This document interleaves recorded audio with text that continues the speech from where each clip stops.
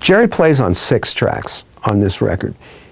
He also plays on Starlight Jamboree, which is a song that I wrote about him. He and I used to talk about the concept of a Starlight Jamboree, which would be sort of a netherworld where living and dead musicians could play together in sort of a twilight zone. And I always had these changes for the song.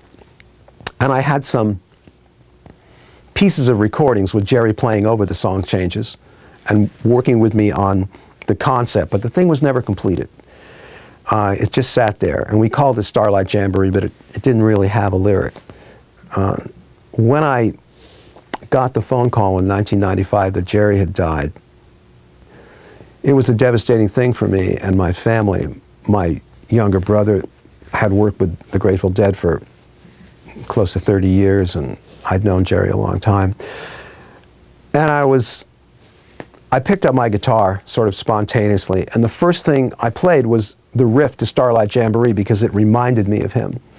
And right there on the spot, I realized what I wanted to do with it, and I just spontaneously wrote a new lyric about him, incorporating the Starlight Jamboree theme, and that's how that song came into being. So when I went to the second half of the record, I retracked the song and then combined the two so that I could have Jerry playing with us on it. And so that's the final track that he plays on as well. So he's on 6 of the 14 songs. All of the newer tracks also have spectacular guitar players on them. Engine 99 and the title track, Crossing the Line, have Mark Karen and Jerry Miller. Jorma Kaukonen from the Jefferson Airplane plays on Sailing Man. Pat Campbell plays bass on half the record, and he and I have been in bands for 30 years. And my friend Michael Falzerano, who plays mandolin. Chris Solberg is the bass player on the other half of the record. Paul Ravelli plays drums on half the record. Austin DeLone, as I mentioned, is a tremendous keyboard player. My friend Steve Shufton, who plays keyboards on a lot of the tracks. Nobody's on there by accident. Everybody was picked because I felt that they were the right person for that song. It was a challenge because when we went back and baked the old tapes, which of course is what you do with old tapes, you put them in a special oven, you bake them, it brings back the oxide and reattaches it to the tape backing, and you have a certain amount of time that you can work on that material before the tape begins to become sort of mummified again. So we had to come up with some very cutting-edge digital technology to no-noise the material, and we had to do certain time compression programs and restoration programs.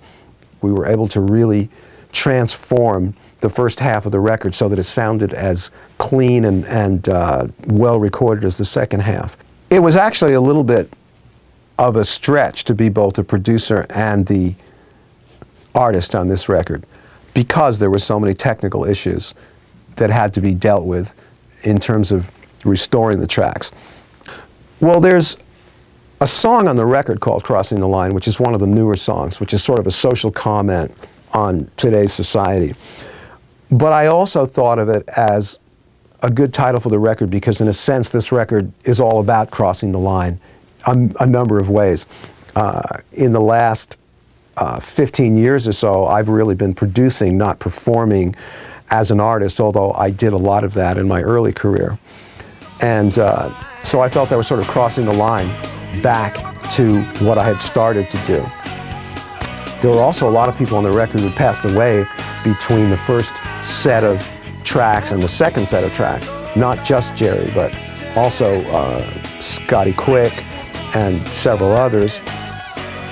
And I also thought it was kind of crossing the line between those people and us. So it has more than one significance, and it can mean anything you like it to. But I thought it was a good name for this collection of tunes.